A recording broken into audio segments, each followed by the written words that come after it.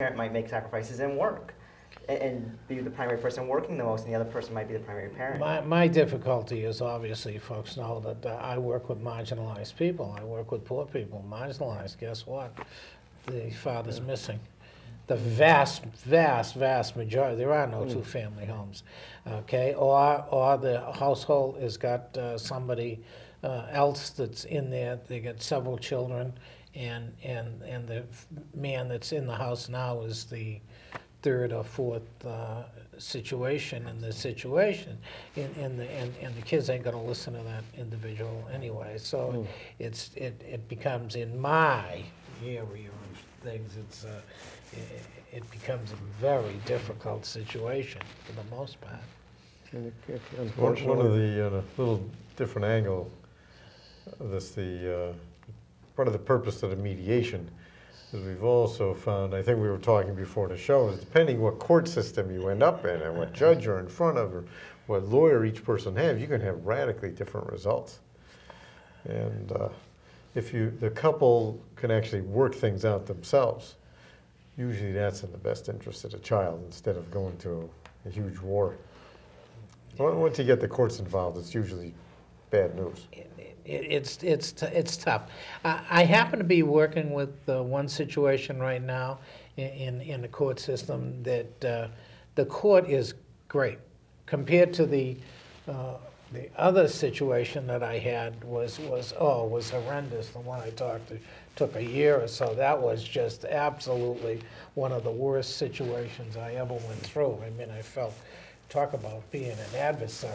It was a horror. This situation that I've been observing and going, watching the situation is totally different. The court system, the judge, the people involved are concerned with both the parents and stuff like that. Even the parents seem to be reasonable. It's all about the child and stuff like that. And so it's you know, it's the process, the kind of process that you're talking about, you know. And again, we're talking, we're not talking wealthy people. We're not talking, with, you know, which is nice. Right. Now, the stories we've heard about, you know, child support can be devastating for the marginalized people, for people in minimum wage jobs, for example. I think child support can leave them with not enough money to live on. That's what I've heard anyway. Well, I know.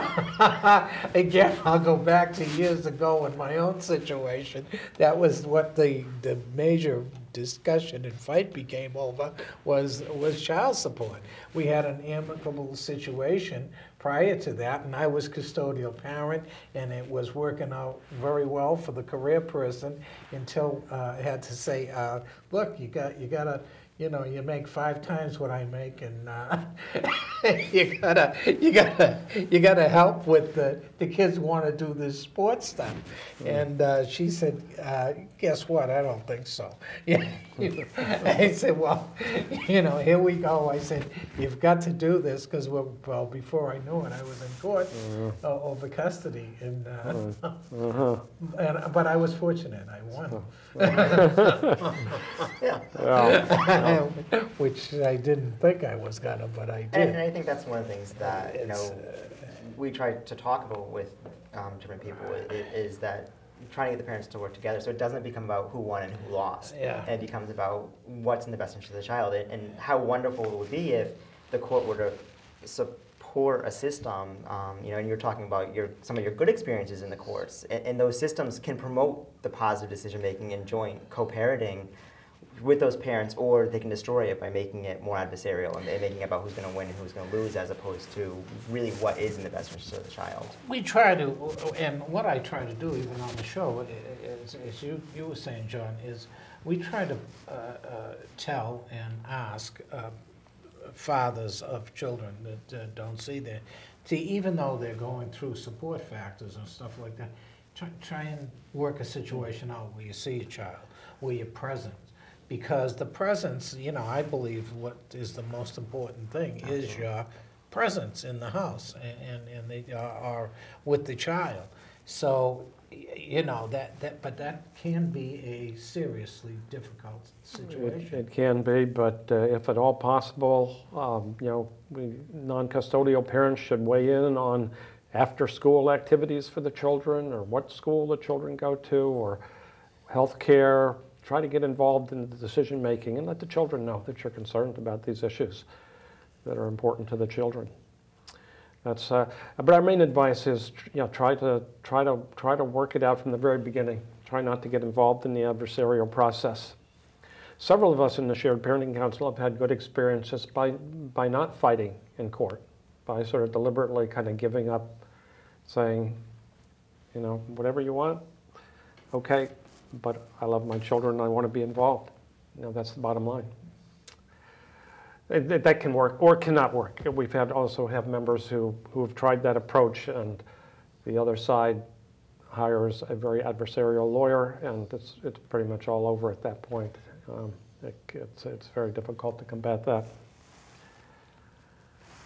Now, if somebody wants to get involved with your agency, or with your organization, you could find us on the web very easily. Just look up Shared Parenting in Connecticut.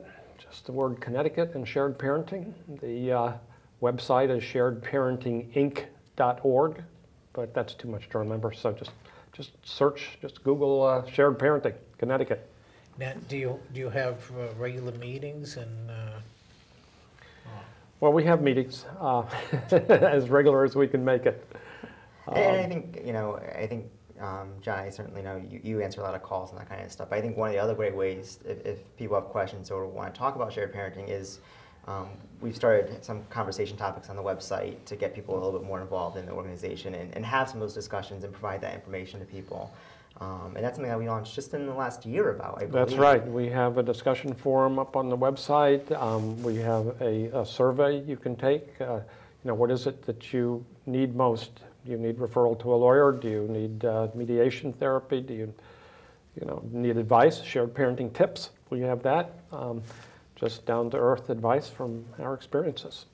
Just need someone to talk to? Give us a call. Okay, that's.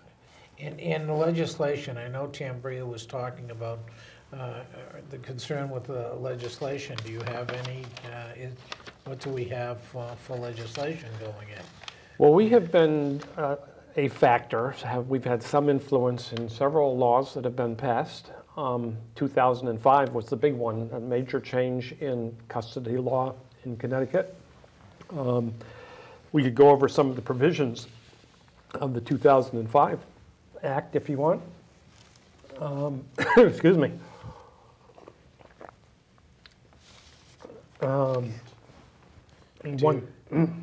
Do you have something there that I'm going to let John you're gonna let John take this? Except I just lost my voice. He just lost his And voice. I'll just say, while John's taking a sip of water there, I think one of the important things is recognizing what these changes are, but also looking at what the court's practices are, and we're really trying to advocate for the court, being more aware and really encouraging some follow-through on parents' part and the court coming back to these, because we do think that they will really be really helpful in establishing co-parenting relationships and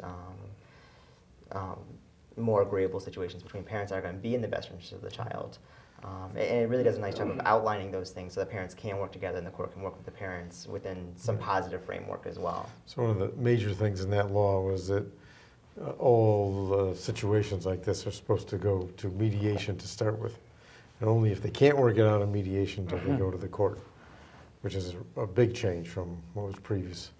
Another factor was that if one of the parents moves out of the house, that will not be held against them. And prior to this law, let's say you had moved out of the house, it would be counted against you because now the other person is in the house, they have the kids right there, and the courts would tend to say, well, we shouldn't disrupt that situation. Okay. Yeah, that counteracts the, possession is 9/10 of the law. Right. The 2005 change in custody in Connecticut specifically instructs judges not to count that against the parent that left the home in order to alleviate stress in the household. It's one of the very specific things about that law that tells judges they cannot count that against the parent that left. Yeah, that would